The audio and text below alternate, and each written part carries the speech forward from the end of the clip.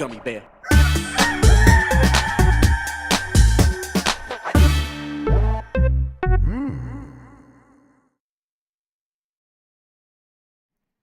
It's the internet. You're busy. Let's do this for August 19th, 2024.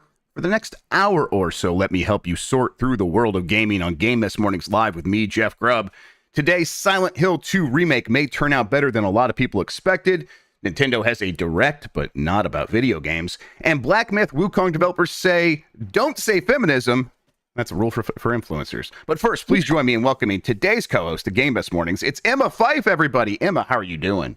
I'm great. Right now, I feel very awake. I woke up at approximately 3 a.m, ready to start my day. No, it was really funny because when we were coming back from Japan, our flight got delayed because I don't know if people know this, but there was a typhoon in the Pacific Ocean very close to Japan on Friday. Like the fifth or sixth typhoon they've had in the last couple of weeks. It's crazy over there. Yeah, so there was like some nice sideways rain and wind. And planes love that. Planes, they just simply adore that. No, fortunately, our flight was not canceled. Tiffany C., who is also on our video team, was over there with me, and her flight was originally on Friday. So that got straight up canceled. And originally she wasn't going to be able to get back until something like Sunday night, but then fortunately she was able to find a flight out on Saturday also. Good. So our flight was originally leaving at like 4 p.m, and then it was 6 p.m, and then it was 11:30 at night. Oh boy. So, I mean, fortunately, we knew that early and we didn't go to the airport. So we had this big day in Japan on Saturday. So pass out on the plane, get home, immediately pass out again. Wake up, it's like 10:30 in the morning the next day. We're like, we're doing great. Like, this is going really well. We're getting on a great schedule. And then just both of us woke up in the middle of the night last night, and it was, here we are. But, as of right now, I'm doing great. I am. I'm glad to hear that. I'm glad you got home. When those delays are happening and you're like preparing to travel, you were able to like shift gears into, well, now we have extra time. I don't know if I'd be able to do that. It was kind of difficult. So basically, Gabe had wanted to go to Book Off, which we hadn't done yet. Right. So we went to the Book Off in Akihabara, and then we went and got fluffy pancakes. And after that, but this place that we got fluffy pancakes in was this like giant electronics, etc. store. So I ended up after we had breakfast and we did a little like walk around the store, I started to have a sugar crash. Mm-hmm. And then fortunately, Gabe could like tell that I was having a rough time. And so he found us a cat cafe. Oh, wow. Okay. So the perfect end to a trip in Japan. Yeah. That's amazing. Yeah. And then we went back to this great ramen place. So, it all ended up being fine. But my cat is very happy. I'm very jealous of the cat cafe. He's very happy that I'm home, and he's jealous of all the other cats. So yeah, that's wow, Emma, you should like marry that dude, says Hammond of Texas. Don't worry, I'm going to. Working on it, huh? Yeah. We're working on it. Yeah, very soon. I am marrying that dude. But yeah, so I would say yes, overall we were able to shift gears, but it definitely then became a thing of like, oh, I'm finding more cool stuff. Do I really want to find a place to pack this? Oh yeah, sure. So God, all I bought for myself at Book Off was a Final Fantasy Tactics PSP edition, Ultimania, which I was very happy to find, and it cost me like, I don't know, $7. So it was great. You'd be losing money not buying that, of course. Exactly. No, it was really funny. Every time in Japan we found something that was like less than 1,000 yen, my Tiffany would be like, so it's free. Yeah. So we were bad influences on each other. Japan girl math. That's the way to do it right there. Exactly. I've been looking at everybody doing their travel with some jealousy. Japan especially. Yeah. Everyone's been going to Japan recently. I'm like, I need to get out there. It rules. You should. I think your kids would have a really fun time too. Like, yeah, that's what I'm kind of thinking. Yep. Yeah, we did so many activities that I'm like, oh, this would be great for kids. So yeah.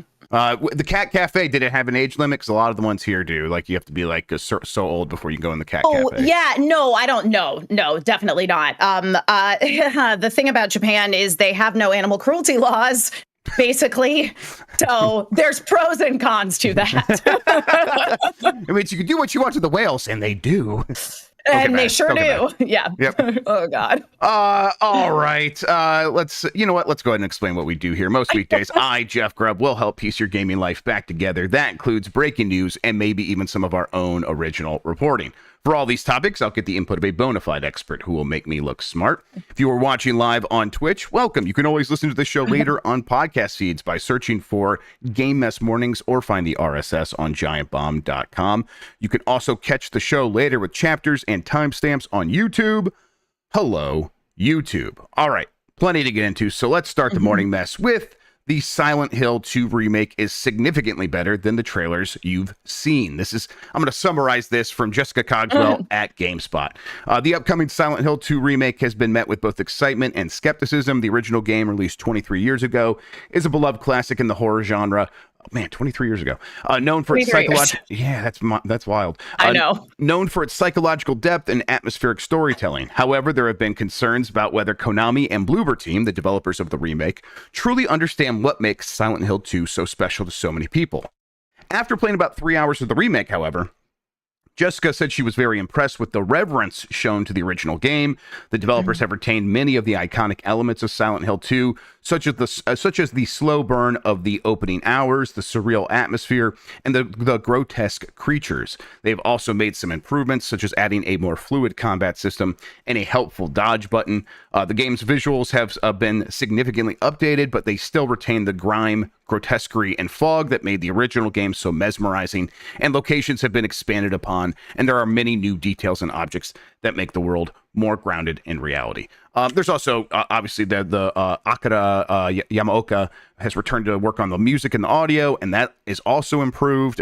So just kind of across the board here, a little bit of a flipping of the story on this one, Emma, where I think up to this point, what we've had is a lot of people seeing trailers and being like, for one team, I don't know about this. We don't trust Bloober Team.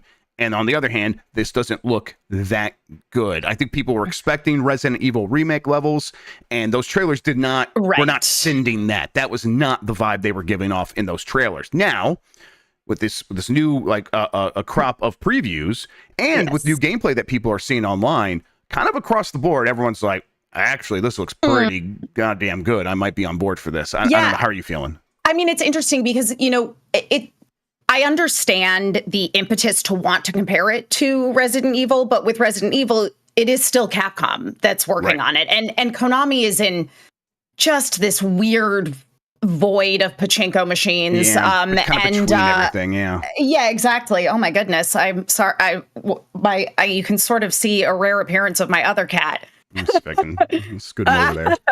Yeah, he's right here. He's like on his little cat tree. If you can get my full camera. Yeah, there he is. Anyway, back to what we were talking about, which is Silent Hill. I mean, look, I think people... this is what I think this game has going for it, is I think that there is a large contingent of people who are rooting for it to do well. I remember when I used to direct children's theater, I would always tell the kids, nobody is showing up to this play hoping it's terrible. Everyone is rooting for you. Yes. And I think that there are a lot of people that are like those kids' parents in the audience that are rooting for Silent Hill 2.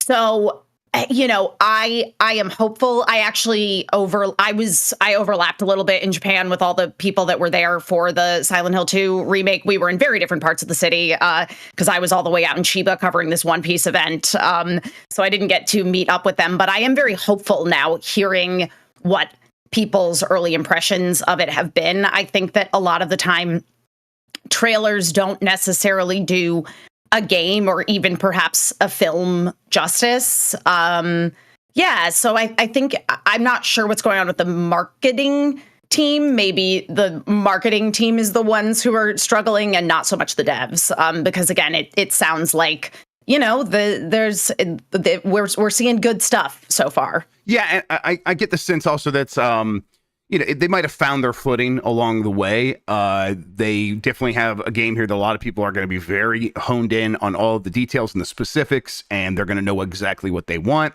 And when you're making something, you can know all that. That can all be out there in the air, and you could be trying to grasp at it, but it takes a long time to get to that point. And they might be in a situation where they have only recently gotten the game to kind of feel the way people wanted to feel when they show it off. That's possible. I mean, and that is ultimately the thing with any of these remakes is that, and it's something that I said very extensively about Resident Evil 4 remake, particularly last year, where it was like, it gave me the feeling that I had playing that game in college for the first time. And so ultimately, like, that is what you are trying to emulate, is the experience of like your memory and not the actual experience of the game, wherein it's not up to the quality of life improvements that games have these days. Example, talking about having a helpful dodge button and an improved combat system. Like Resident Evil 4, you could not walk and reload your gun at the same time, and obviously now you can. So yeah. Yep. I'll be interested to see, like, there's the real true, diehard Silent Hill fans out there that I think are still going to be skeptical about Bluebird touching this game in the first place. I'll be interested to see how they feel about it, but it seems like generally this game now stands a pretty good chance of coming out and winning over a lot of that audience, and probably finding a lot of new fans for Silent Hill going forward, which is exactly what Konami's going for as much as they sort of shoved off AAA gaming for a while there. They're back in some ways. I mean, obviously we talk about they're not Capcom in terms of a lot of internal development, but they put together that Metal Gear Solid collection that did very well for them, and that made them so much money. They're like, we got to do more of this, and that's all of what they're doing with Silent Hill is this remake. And there's a new one coming out, and they had that weird TV show game that wasn't very good. Oh yeah, but they're trying a whole bunch of stuff with it. And the idea is some new real Silent Hill games. Silent Hill F, I think, is the one they announced. Now that it feels like that'll have a better chance than ever because people might get on board with this one. I will say there was a Silent Hill maze at Halloween Horror Nights one year. Ooh. And it was awesome. So I would like it to do well so that we can have another Silent Hill maze. That would be amazing. All right, let's move along here. Actually, let's do this one really quick that did get announced. Wake up, Mike Minotti! Mega Man is back. But oh no, my God! Look at what's the monkey paw doing over there? The fingers curling. He's back in Funko Fusion Pop or whatever. Boy. There he is, boy. Everybody. Mega Man finally getting his big return. Let's go. This is basically Mega Man Legends 3. I think this is what they would. Why even make that when you have this instead? Truly. This is a whole I think it's an IGN first reveal trailer over there if people want to see this for themselves. But I mean, I don't know. Mega Man looks fine as a Funko. It's basically what he looks like, right? Fine. It's basically what Mega Man looks like. Yeah. Oh boy. Sure. And then there's Fozbear from Five Nights at Freddy's or whatever his name is, right there next to Mega Man. Just like you keep the name Legends 3 out of your dirty mouth, Jeff Grubb. Hi, Emma. Sorry, Sean. You're right. You told me that before. I gotta respect it. I don't know. It's coming to Funko Fusion. Enjoy that, Mike. I hope you have fun. All right. Nintendo Direct has been announced, but it's not the one you are hoping for. This is from George Yang at GameSpot. Nintendo has announced a new Nintendo Direct presentation for later today at 3 p.m. Pacific time, 6 p.m. Eastern. However, it's not the usual kind of Nintendo Direct that you'd expect. The showcase is actually a 10-minute Nintendo Museum Direct and will be a tour of the Nintendo Museum that's slated to open this fall in Kyoto, Japan. To clear up any confusion and dash any hopes, Nintendo has also said there will be no game announcements or any mention of the Switch successor during the presentation. Nintendo does this with their directs sometimes, right? They sure do. There is the occasional thing where it's like, this is going to be about one of our other projects. And hey, God, I want to go to a Nintendo Direct or a Nintendo Museum really bad. I know. If I were to go to Japan, that would be one. And obviously Ghibli Museum, I would do that in an instant. So I'm excited to see what this looks like and get my hype going even more for who knows when I'll ever actually get to check it out. But I don't know. You have any expectations for this? I mean, I know they do really good museums in Japan, so I'm kind of curious myself. Really good museums in Japan. Japanese museums rule. Yes. I mean, So people were asking about the One Piece event that I went to. So it was this big fan event, One Piece Day, and a lot of it truly felt like a museum of One Piece merch over the years. Cool. It was figurines. Uniqlo's display was really cool because they actually showed every single collab that they have ever done with One Piece over the years, and they've done a lot of them. And it also made me go, damn it, I wish I could still buy that shirt. They had a lot of really good ones.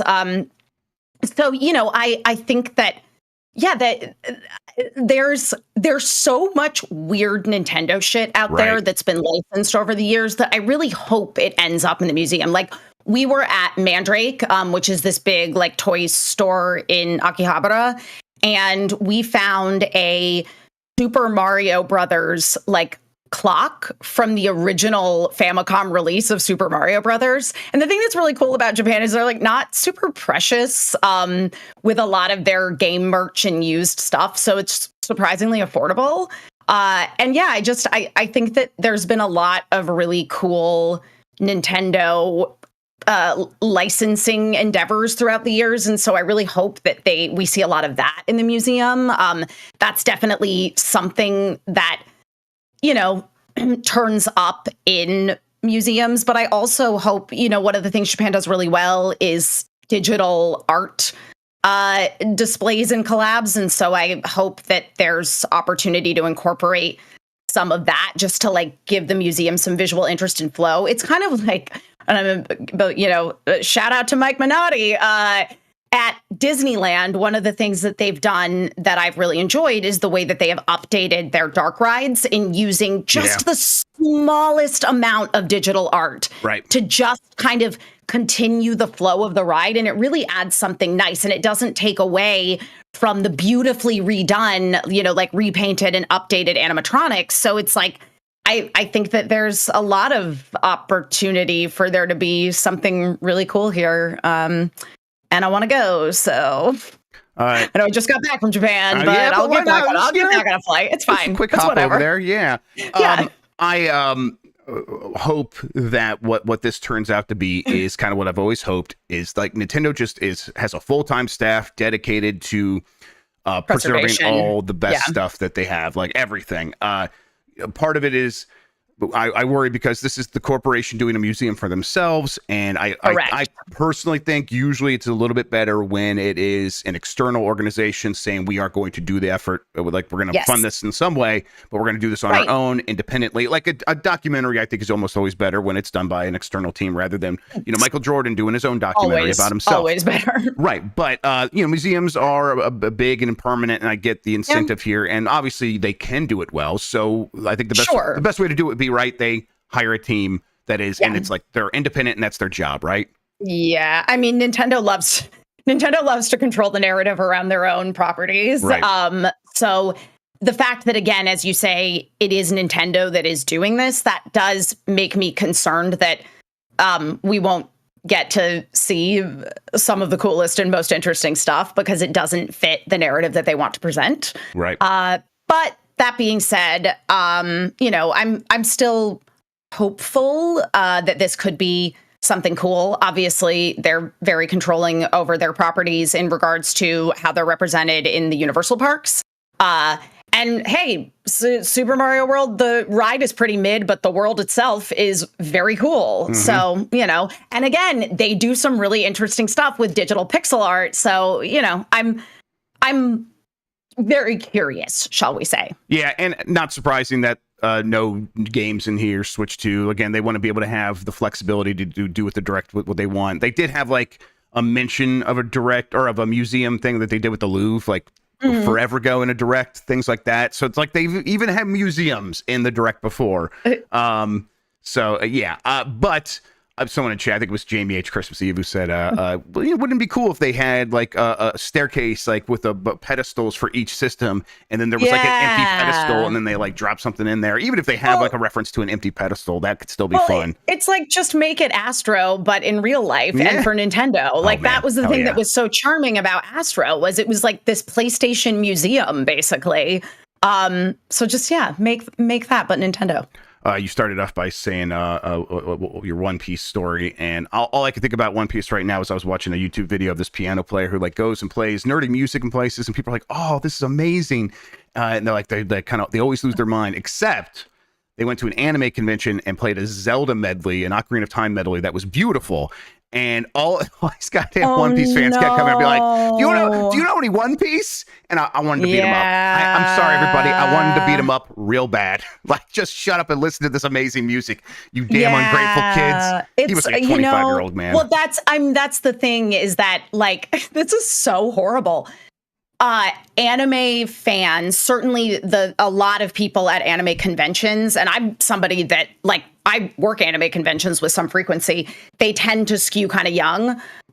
So it's like they're all really excited about Genshin Impact, and they are like, what's Ocarina of Time? Oh, yeah, totally. Of course. Yep. I know what's happening. I recognize it. It's death coming for me slowly but surely. Maybe a little bit faster than that, actually.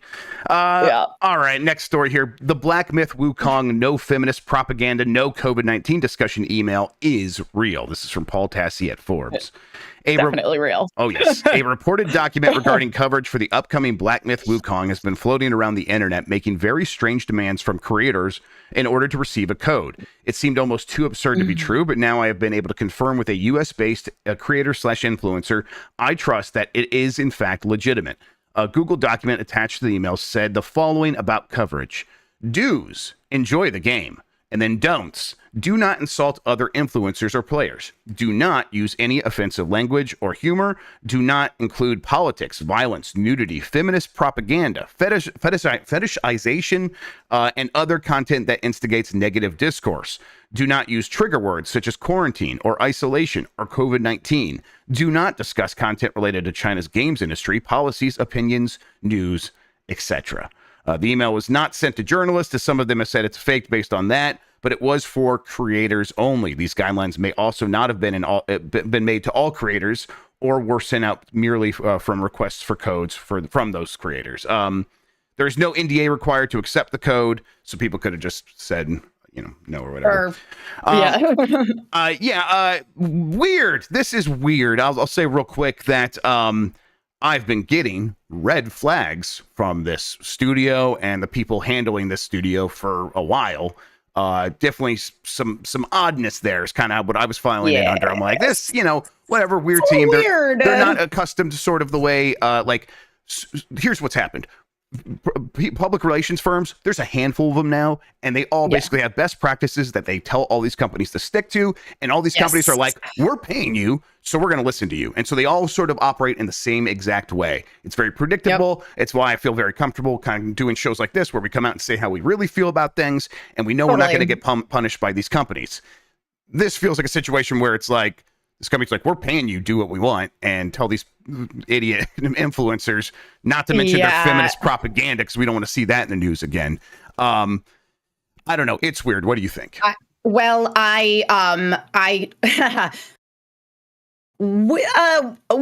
may or may not have a sold project with this particular company coming out very soon.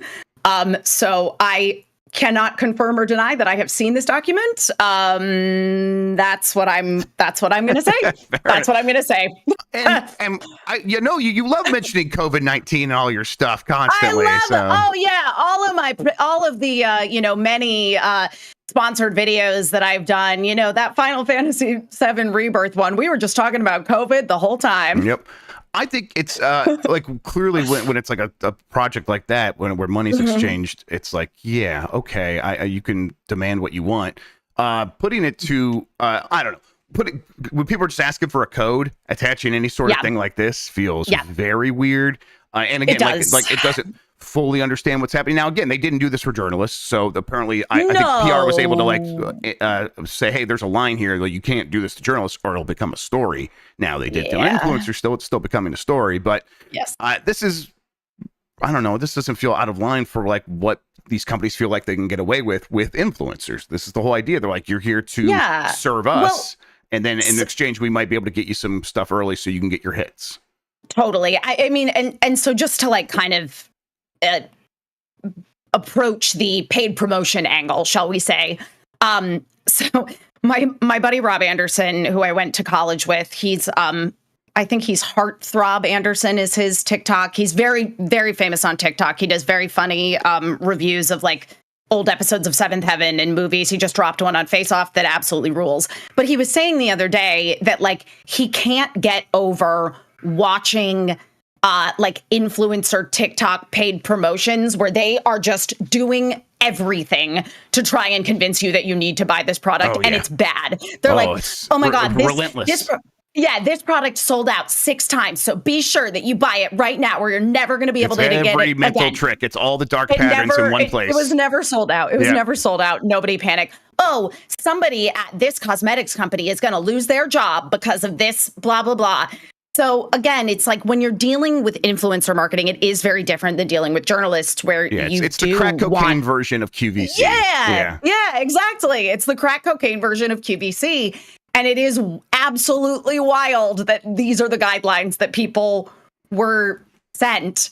But basically, again, the like, do enjoy the game is like a nice way of saying, make sure you say nice things about our game. Yeah, totally. And then, I mean, just putting the disclaimer about do not talk about China in there. That's always such a touchy thing. And I get that these companies feel like they can make that demand because in China, you can make that demand. You can make that demand. Yeah. But every time it's come up anywhere else, it's always blown up in their faces. And they keep trying, and that's just not how we operate. So, and to be fair, the vast majority of Chinese games that we play now have never mentioned anything like this. They don't. No. They don't Streisand affect it, and this is like the most Streisand affecty document I've seen in a while.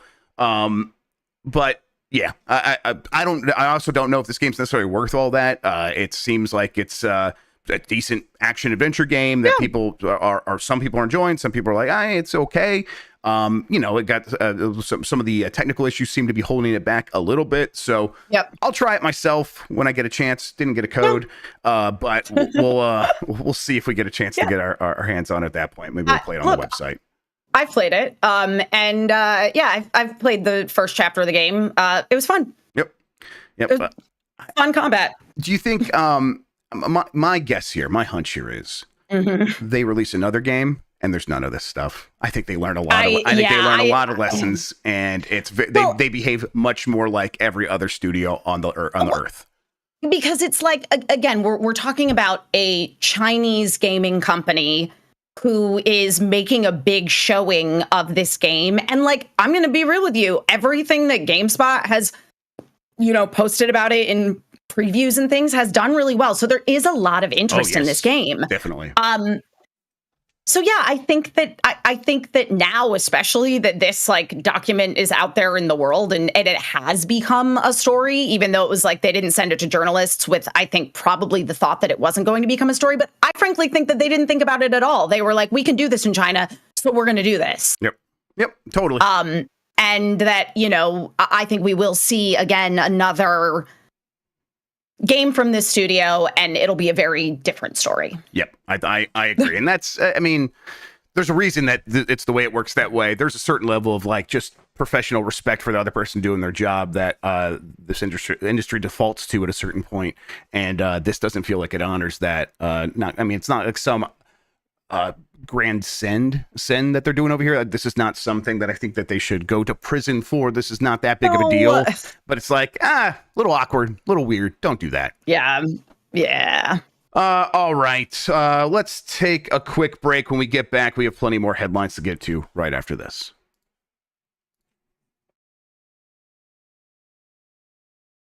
All right, we are back. Let's get right into it with Ubisoft. More layoffs, laying off 45 people from U.S. offices. This is from James Batchelor at gamesindustry.biz.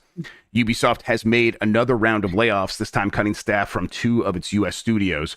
A total of 45 employees have been let go across the Assassin's Creed publisher's San Francisco studio and Red Storm Entertainment, which is based in Cary, North Carolina. It is unclear which departments have been affected.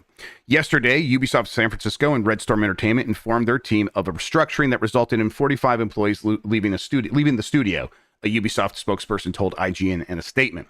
This difficult yet necessary decision was made to align these studios, organizations with their future businesses and development objectives. We are committed to providing comprehensive support to those affected, including severance and career assistance, and we thank them for their many contributions to Ubisoft.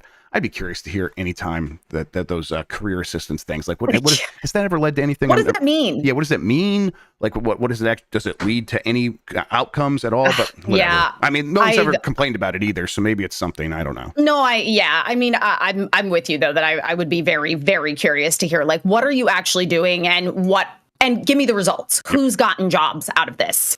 This does seem to be the outcome from a couple of setbacks for their studios. In fact, that's what it says right here. Red Storm Entertainment already suffered a setback in May when Ubisoft canceled mobile title Tom Clancy's The Division Heartland.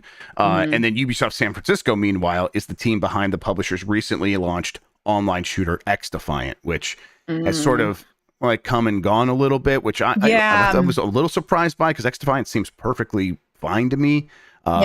There's a video going around of one of the influencers in the shooter space, an old competitive player, being like, people just want to hate games right now, and these games like X Defiant come along, and you guys just want to hate it. And if I try to say anything nice about it, you all jump down my throat. You say I'm a shill. Yes, that's what happened with Star Wars Outlaws, and there's just this negativity in the air. But regardless, that's the environment that these games are going out into. I know. And X Defiant needed to thrive, and it didn't. So here we are. I don't know. Ubisoft always feels like they are just constantly missing the bullseye over and over again. I completely agree with you. Yeah. It's like, yes, they try to do something else. It never quite works. And then we just make another Assassin's Creed. Like, that's like the Ubisoft cycle. And Sean mentions that, like, the problem is that fine doesn't cut it right now. Because and why do we get angry about that? Like, maybe we shouldn't. We probably shouldn't get angry. But there's a reason we get angry. And it's because these companies are all saying, they're promising so much, and they're saying this is going to be your new hobby, and you need to treat it like a hobby to get the most out of these games. And at a certain point, it's like, leave me alone or come at me with the realest shit ever. Those are your two options. Either shut up or show up with something real. And I don't, kind of at a certain point, like that initial knee-jerk reaction of, this is annoying me. Stop. I don't want to care about this game unless you give me a reason to care about this game. I understand. Taking the anger anywhere beyond that, we just got to like let it go and forget about it. But and Ubisoft's done that over and over, it feels like, where they are making big promises about their games, especially in the live service games, and they always feel like they fizzle out. And it's like, man, is this company ever going to learn? Yeah, I mean, well, and it's just, again, it's like, and we've had this conversation so many times about how I think there is a real interest and shift towards these indie studios that are putting out these games where they are able to take risks and to do something a little bit different, even if it's just doing a really good take on an existing genre. And some of that is they just don't have as much to lose. And so I and it's the same thing that happens in the film industry. Like, I am sick and tired of Marvel and Star Wars. I just don't care. There's too much. And so I'm way more interested in, like, movies and games that are doing something else, that are spending less money and having to get creative. Yep. So I think that, again, it's like when you paint yourself into a corner like a Ubisoft, where you are basically promising to deliver these big AAA games that are going to take up a ton of your time, you better deliver, and they don't. Yep. And it's and when we feel like we have had options taken away because all of the money is getting funneled into these bigger and bigger projects that are supposed to become hobbies or are the Marvel films, and it feels like there's an absence in these other spaces that we used to have. Like, we name a bunch of things off the top of our heads, but like EA Sports Big, right? That's something that doesn't exist anymore. And it's like, man, there was a time when we get 50 games in that genre a year, and a handful of them were good, but some of them were like kind of fun in a mediocre way, and it was just kind of cool to have the option. And I understand that, that we are in a space where it's like the best have thrived and survived and sort of made it so all these other ones can't compete. Okay. Well, then when you do come with the thing that is big and we've been waiting for a long time, or that you've been working on for a long time, to the exclusion of all these other projects, the expectation levels aren't necessarily going to be higher. And Yeah, I don't think these companies necessarily reckon with that so Yeah. much, and they definitely reckon with it in terms of their revenue and their bottom line, Yes. their top line, and laying people off clearly. Right. But in terms of how we feel about the way that gaming has gone, and the way the general audience feels about like their options, I don't think they've reckoned with that. No, they definitely haven't. And like, to be very clear, I don't think that any of this is the fault, shall we say, of the employees that are working on that like development line. They are in an impossible situation, wherein the pressure to be constantly delivering is just wild. And I think that, again, like, video games have gotten into what I would say is like the Netflix cycle. Like, how many Netflix originals come out every single month even? And then you're like, I didn't even know that existed, because there's no marketing whatsoever around it. And there's so much noise in the gaming industry with all of these companies constantly churning out games that it's like the ones that are like just quietly making their nice little thing, I'm way more apt to pay attention to than these big companies that are trying to yell over each other. Yep. What is the solution? What does the future look like that's any different? I don't know. I mean, I think I keep glancing away from these companies, looking at smaller indie studios and looking at Steam and being like, man, these games keep getting bigger and better all the time. These ones from these small teams that are just using Unity or Unreal. And I hope that those genres that have gone away keep getting filled in more and more by them. Yeah. And I can spend less time worrying about what Ubisoft needs to do to make sense for Yves Guillemot. Now, they have more than 10,000 employees. So I hope they're able to figure something out for the sake of all those people making games over there. Yes. But, if that means more Assassin's Creed and just Assassin's Creed, they'll do that. And, fair game, whatever. I get it. You got to make your money. Yep. Hollow Knight Silksong will not be shown at Gamescom opening night live. This is not a real game. It's not. It's a joke. It's not real. It's a phantom. It's a honey trap. They're just putting it out there. You all are some sort of criminals, and they're trying to capture you. I don't know what to tell you. This is from Georging at GameSpot. Team Cherry will not be showing anything related to Hollow Knight Silksong this week, much to the dismay of many fans. Host Jeff Keighley said on Twitter, just to get this out of the way, no Silksong on Tuesday on opening night live. Team Cherry is still cooking. Fans have taken the announcement and responded to it in humorous ways in order to cope with the news. One user said, "So you're saying Bloodborne 2 has a chance," referencing the endless requests from fans for a Bloodborne follow-up. Another user said, "I appreciate the update, man, but was the pick necessary?" They were pointing out the image with the main character in clown makeup that Keighley used. It's a common trend that appears when fans hope that Silksong shows up whenever a showcase like a Nintendo Direct is announced. Now, in defense of Hollow Knight fans, earlier this year, this game was apparently like submitted for rating in some territories, which usually doesn't happen unless the game's going to come out within the next 6 weeks to 3 months. And it's been a lot longer than that now. It's been a lot longer than 3 months since that happened. That was much earlier this year. Actually, maybe we are getting to about 3 months. But either way, it's like you would expect this game to have been announced at this point, and it's re-announced, re-revealed after the last time we saw it, which I think was just the Xbox showcase 2 plus years ago now. Yeah. I think that's right. But either way, it's like the expectations were a long this game, time ago. Yes, this game could drop at any moment. And now what we're hearing is like, okay, well, it wasn't at the Direct. It wasn't at Summer Game Fest. It wasn't at the Xbox Showcase that happened this summer again. Now it's not at Opening Night Live. This game's probably not coming out this year, right? No, it's not. I think the best we can hope for at this point is like a trailer during the Game Awards. Yeah, a trailer during the Game Awards, and then like an early 2025 release date still seems on the table. And I guess, I guess I look at it's August. There's probably some like Nintendo, Sony, something next. Xbox could have another thing in the next couple of months, and it gets announced then, and maybe it drops this holiday still.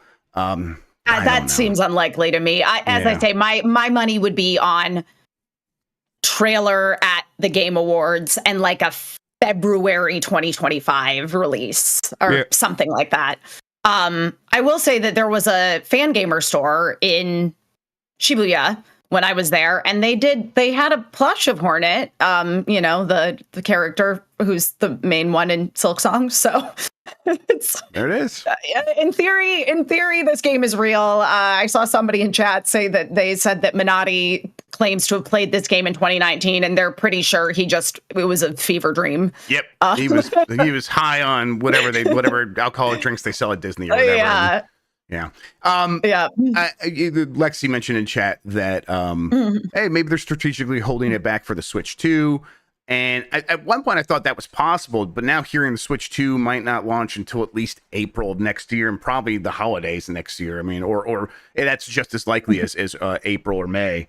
I don't know. That seems so far away that I it seems like a bad idea to hold it back specifically for that, when I think you could release it, this holiday, if that's a possibility. Again, who knows? But they could release it this holiday and then have the physical edition launch alongside the Switch 2 with a Switch 2 version. I think that would pop off real hard, and they can kind of double dip. I know. But at the same time, you're like, would Nintendo do that? Would Nintendo give like a big launch of a new console to a game that is not their IP? Like, any game can sort of be there, but I think the good news for this Team Cherry, is that I think it's in one of it's one of the few games from indie studios that is in that top tier echelon that sold so well on Switch that that Nintendo noticed. It's Hades, it's a few, it's Stardew Valley, it's the Golf Story. A handful of games that just crushed on Switch that Nintendo would be like, actually, we do pay attention. Now, is Nintendo going to like pay money or anything to have it on their system? Absolutely not. They don't do that. No, but of course not. But they would be. I think they'd be willing to even pay money to have your games on Nintendo. Yeah, but I think they'd be willing to be like, we have a direct for our Switch 2 coming out. Here's like the final direct for the Switch 2 is out. Here's some news. Hollow Knight Silksong will launch day one on Switch 2, or there'll be a Switch 2 version on day one, and here is like the physical edition from limited run games or whatever, something like that. So I don't know. We'll see. Good luck to all those fans out there. Between now and this game comes out, I will play. You'll play Hollow Knight. It's very good. Yes, everyone seems to like it quite a bit. Rumor that component suppliers say mass production for new Switch model begins in next quarter. This is from My Nintendo News. The CEO of Weltrend Semiconductor Incorporated, which is a Taiwanese semiconductor manufacturer, has apparently stated that the orders for video game consoles will recover in the third quarter. He says that this is down to shipments of new PlayStation 5, Xbox, and Nintendo Switch models. We already know that Sony is readying its PlayStation 5 Pro console. Microsoft has a new Xbox Series X 2TB Galaxy Black Special Edition model coming out, and obviously we are all waiting the successor to Nintendo Switch, which is expected to launch after March next year. The source of this information comes from Money DJ, which apparently has a fairly spotty track record, so take it with a grain of salt, but has been correct before. Either way, I think that regardless of like where the info comes from, or even what this semiconductor CEO is saying, they got to start manufacturing these things relatively soon. Especially like the components. The components do need to start coming together and getting into a central location so they could start putting this thing together. Now, if they do start it next quarter, the holiday quarter, so beginning October, November, or December, if they start then, and then they don't launch it till April or May, they probably will be fine in terms of the number of units they have. But they did mention that they want to avoid as much as they can the low supply. So again, I'm like, maybe they're going to start making these things for almost a whole year before they launch it in fall of 2025, which again, I think is just as possible. I don't. Did you read anything into the tea leaves here about the launch of the system based on, let's say this thing gets starts to manufacture next quarter? Yeah, I mean, because again, I remember when all of the last consoles launched, basically, and how it was very difficult to get any of them, Switch included. I remember my dad was like, I will buy you Breath of the Wild for your Switch when you are able to get one. So, to me, if I were Nintendo, I would want my Switch 2 to come out summer 2025, because you know why? People are traveling, and you know it's a great time to play your Switch on an airplane. Yeah, that's on an airplane. It is the system that probably could do very well with the summer launch. I think it would do very well with the summer launch. But that being said, I don't know. Realistically, it could very well be a holiday 2025, and there's no scarcity, and everybody that wants a Switch 2 can get one. Yeah, you know. I think no matter how many they make, there will be some scarcity. Yeah, no, for sure. Yep. But I mean, yeah, I don't know. It's hard to say. I think what we could say for sure at this moment is manufacturing probably hasn't started as of yet, or else it would have leaked. We probably would be seeing this thing in some way at this point. So once, and Nintendo, I think, is pretty aware of this, which is why they've promised to reveal this thing before the end of the fiscal year. And I bet they reveal it as they go to manufacturing, so they can control the narrative on that, and they know it'll leak, so they could just announce it themselves and show it off. But we'll see. Yeah. All right. Sega's 1993 fighting game, Eternal Champions, is becoming a movie for some reason. This is from Chris Scullion at VGC. So random. The Hollywood Reporter says the live-action adaptation of the Mega Drive Genesis one-on-one fighter is being written by Derek Connolly. Connolly has a reputation for co-writing numerous movies based on franchises and known IP, with co-writing credits on such films as Jurassic World Trilogy, Detective Pikachu, Kong, Skull Island, and Star Wars Episode 9, The Rise of Skywalker. So he should be in prison. What a mixed record. Yeah, for real. Some of those movies are pretty good, and a lot of them are real bad. Yeah. But that's okay. Some are pretty good, and that don't have as much to do with the writing. Like Kong Skull Island just had a good energy and stuff like that. Oh, yeah. Kong Skull Island's good. I like that a lot. That was one of the ones I was considering to be good. Jurassic World Trilogy, not so much. Yeah, there's a lot of rough stuff in there.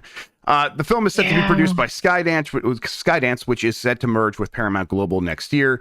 David Ellison, Dana Goldberg, and Don Granger will be producing the movie for Skydance. Let's see. Eternal Champions was released in 1993 for the Sega Mega Drive / Genesis and was a fighting game with characters from different time periods. It was also like post Mortal Kombat.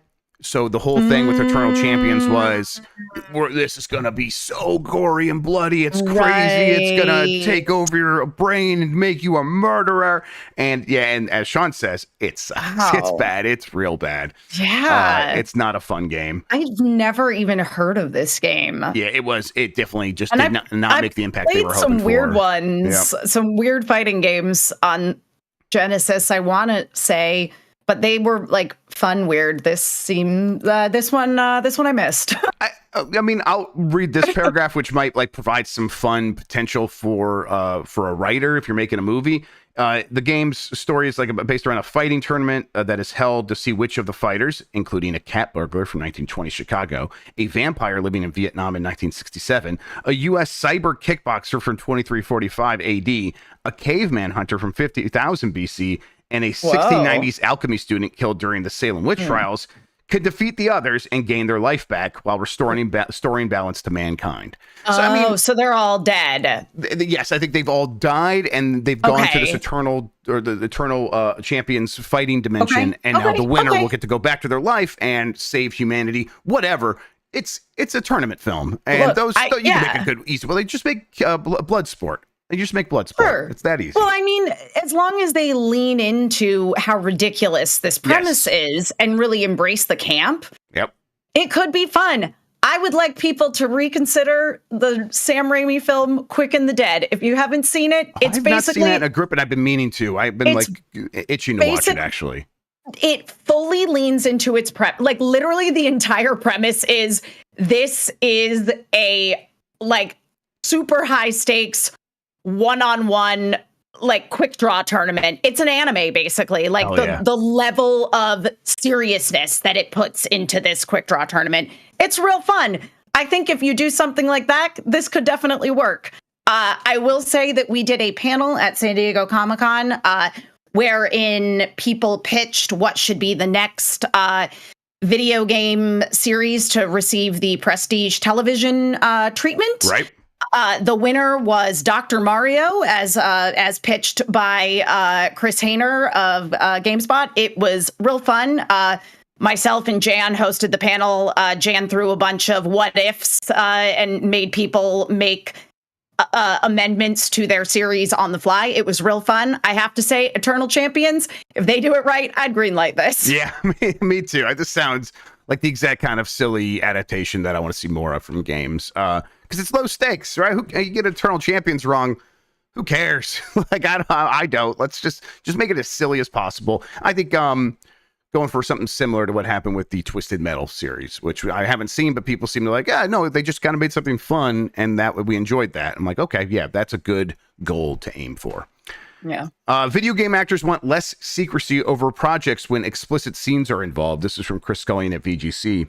Video game performers want less secrecy over the projects they sign up for because it could sometimes lead to them performing in distressing scenes without warning, a new report finds. The BBC cites numerous motion captures and voice acting performers who say they want the industry to be less secretive over the games they're providing performances for. Casting director Jessica Jeffries told the BBC that performers are often told nothing by the developers about the nature of the game or the scenes they're shooting until the last minute. We'd get an email or a call from a studio saying we need you on these days for a shoot, she explained. That was all the information we'd get. Jeffries said she had experienced distressing examples of this firsthand, including one situation when she was asked to play the victim of a sexual assault without being told about it beforehand. Which you can imagine doesn't seem like a great thing. That seems like something you should give people heads up on, because these are human beings trying to give human performances. Yeah. You can't spring that on somebody. Holy moly. I think this is the thing, is that, for so long, video games they didn't do motion capture. Right. But motion capture is pretty standard now. Right. And at the same time, those video game companies, very secretive, never telling anybody anything about anything throughout that whole time. Correct. Yeah. But when you are asking somebody, even if it's just a voice performance, truly, I think that they should have some transparency about this. But particularly in the event that you are, acting this out with your body for mocap, that's very distressing. And on a film set, and granted, I have not done mocap. I don't know if they have this. I would assume that some studios do and some don't. You have intimacy coordinators anytime there's any sort of sexual content involved. Right. To basically make sure that everybody is comfortable at all times. And that is something that you need to have even when there is no actual nudity involved. Even if you are just, wearing your mocap suit with your shiny balls and lines, it's still... You still need that on set. And, it's one of those things as we sort of transition into this new era of the way things are done. But even before mocap, there was rotoscoping.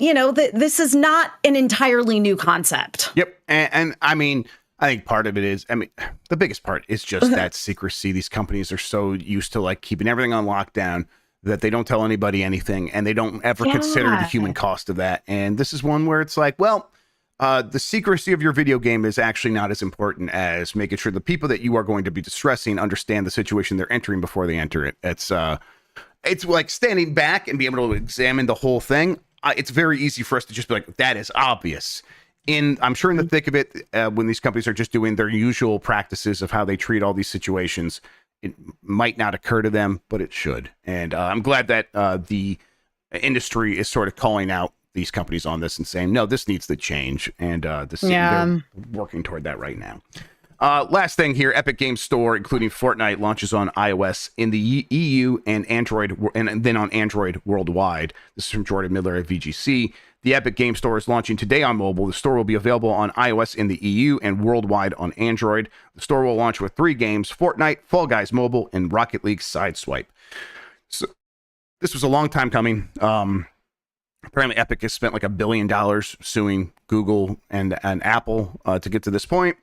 Oh boy, I remember. Now you can get these stores. I guess you can get these stores through the store, through the App Store. All 3 games will also be available on the Alt Store, an independent store that can also be accessed on iOS. But I think you can download the store directly through the thing, or at the very least, you'll be able to very easily install it from the web or something like that. I haven't done the process myself. Maybe I'll look at my phone here and see if I can find the Epic Store.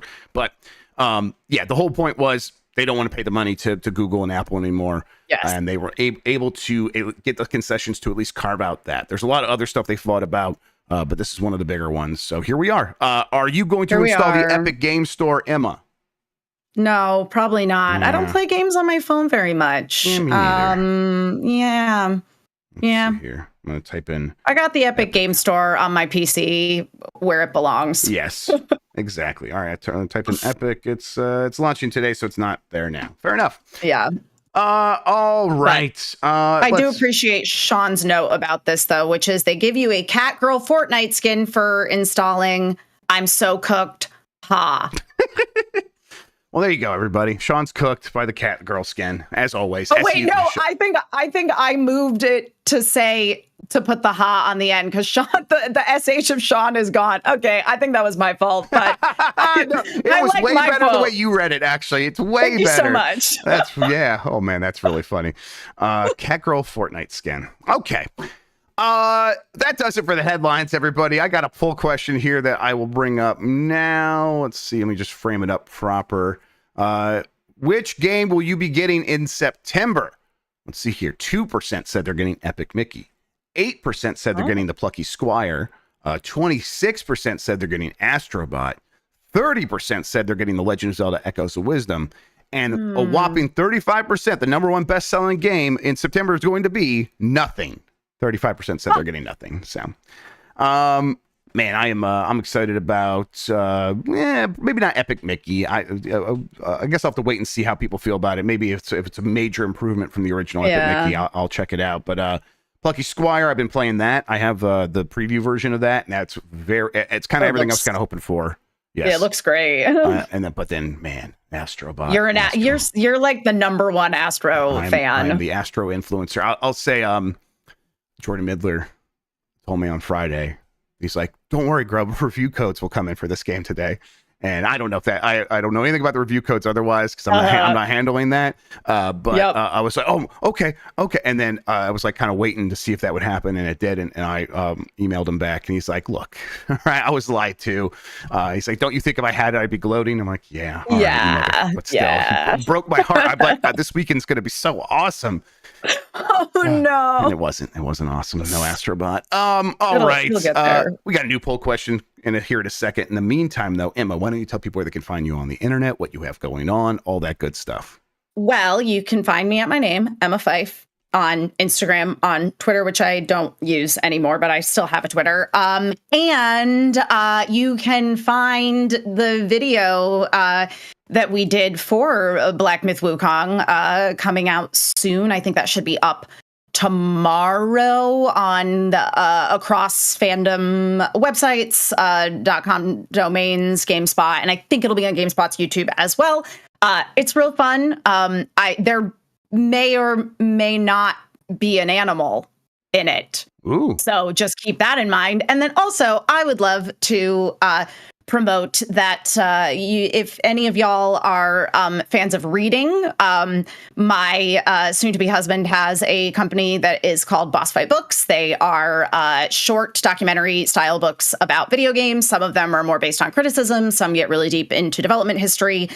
And they may or may not have a new Kickstarter for a new season launching tomorrow. So just keep your eyes peeled on that. And there might be a book this time about a very historically significant MMO. So talk amongst yourselves and speculate on what that might be. It is probably Neopets, I'm going to say. Totally Neopets. Got it one, everybody. All right. New poll question that's going to be up on YouTube or youtube.com/@GiantBomb. If you go to the community tab, you can find this. Are you feeling more confident about Silent Hill 2 Remake? Yes or no? We'll get the results of that. We'll discuss it on Game Mess Mornings on Wednesday here on Giant Bomb. Speaking of Giant Bomb, on Tuesday, of course, we will have the Giant Bombcast from Germany. The team is out in Germany. They are going to figure this out. They're going to record this soon. I don't know what time it is there. It's probably already Wednesday there. They're going to record an episode, and it will go onto the website. You know, they're traveling. It's the team from the road, so it won't be quite as robust as a normal Bombcast, but it might have some fun extras in there. So Jan's putting that together. The crew will also be attending Opening Night Live while we are here talking over that tomorrow. God, that's a lot of stuff. I got to get so organized for that. But yes, we'll be handling that. That'll be fun. We'll also have a pre and post show for that, everybody. So be sure to tune in. And then later this week, voicemail dump truck from Germany as well, from Gamescom. Look out for that. And then it's August, where we'll be playing some spooky games. We got a handful of things lined up. There's a couple that look like Lethal Company, but are newer and maybe even scarier. We'll be getting the crew together for that throughout this week. I'll probably play something today, though. I don't know what. I got a pile of games I was going to play. I think I want to play The Evil Within 2. I might try that. I've never played that before. We'll see. We will find some time to play some of these games, but look out for all that. And then, yeah, we go through this week, and then next week's B Week, everybody. B Week is almost upon us, so look out for that. It's going to be a good time. All right, Emma, thank you so much for spending Oh, wait, I did do the new question. So, yes, Emma, thank you so much for spending today talking with me about video games. I really appreciate it. Oh, my pleasure. Anytime. And thank you all for listening. And until next time, have a good one. Take care of yourself. And goodbye. Best audience. Goodbye.